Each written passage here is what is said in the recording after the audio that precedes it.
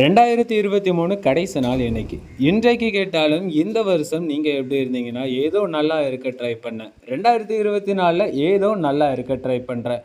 இங்கே முயற்சிக்கு மட்டும் முடிவில்லா வார்த்தை. இந்த வார்த்தையை பயன்படுத்தி தான் எந்த ஒரு கஷ்டங்கள் வந்தாலும் அந்த கஷ்டங்களை நம்ம கடந்து போகணும். முதல்ல உன்னை உருவாக்குறது ரொம்பவே கஷ்டம். ஆனால் அழிக்கிறதும் நிறுத்துறதும் ரொம்பவே ஈஸி.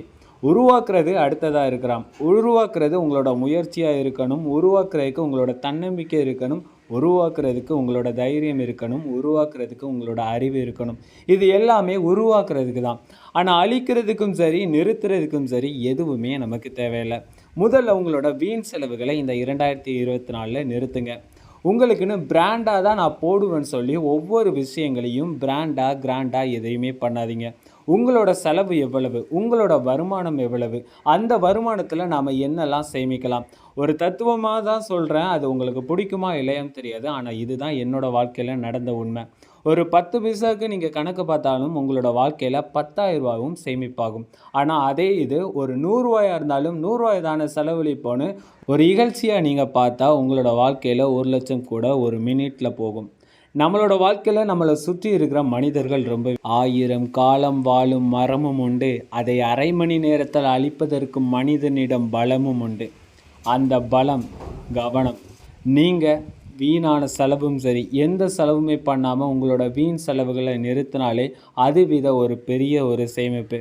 வீட்டில் நம்ம எல்லாருமே நினச்சிக்கிட்டு இருப்போம், நம்ம பெருசாக சம்பாதிக்கணும், பெருசாக வேலை பார்க்கணும், பெருசாக இருக்கணும்னு ஒரு பிரம்மாண்ட ஒரு கனவை வைப்பீங்க. இந்த கனவு எல்லாமே உங்களோட வீட்டுக்கு ஒரு சம்பாத்தியம் நீங்கள் கொடுக்கணும். உங்களோட வீட்டிற்கு ஒரு சம்பளம் கொடுக்கணும்னா சம்பளம் நீங்கள் வீட்டில் இருந்தே பண்ணலாம். அந்த சம்பளத்தை தான் நான் உங்களுக்கு சொல்கிறது. பாதி செலவு நீங்கள் கம்மி பண்ணாலே அதுவே அந்த செலவே உங்களோட வீட்டுக்கு நீங்கள் திரும்ப கொடுக்குற பெரிய ஒரு சம்பளம். செலவை நிறுத்துங்க, சேமிப்பு உருவாகும். சேமிப்பை பெருக்குங்க. உங்களோட வாழ்க்கையில் முன்னேறதுக்கு ஏதோ ஒரு யோசனை உருவாகும்.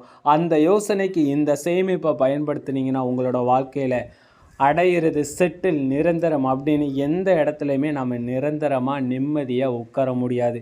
கிடைக்கிற நேரம் பிடிச்ச வார்த்தையை பிடிச்ச நபரிடம் பிடிச்சதை சாப்பிட்டுக்கிட்டே பேசி பாருங்கள். அந்த ஒரு தருணம் உங்களோட வாழ்க்கையில் எப்பாவது ஒவ்வொரு நேரம் வந்து தான் போகும். அந்த நேரத்தை மட்டும் அனுபவிங்க. அது உங்களுக்கு நிம்மதியாக இருக்கும். சுற்றி யாரோ எவ்வளவோ பேசுவாங்க. அந்த வார்த்தைகளை எதையுமே காதில் எடுத்துக்காதீங்க. உங்களோட வாழ்க்கையில் ஒரு சக்ஸஸ் ஆகணும்னா நீங்கள் ஃபெயிலியர் ஆகணும். முதல்ல அவங்கள தான் பார்க்கணும். ஒன்று நீங்கள் எடுக்கிறீங்க, ஒரு வேலை நீங்கள் போகிறீங்க, ஒரு பாதையில் நீங்கள் போகிறீங்க. அந்த பாதையில் வளர்ச்சியில் யார் போனால் அதை விட வீழ்ச்சியில் யார் வந்தால் அந்த வீழ்ச்சி அவங்களுக்கு எதனால் நடந்தது. ஒரு பாதை இருக்குன்னா அதில் 10 பேர் நடந்து போவாங்க. அந்த 10 பேரில் 2 பேர் தான் அந்த பாதையை முடிப்பாங்க. 8 பேரும் திரும்பி வருவாங்க.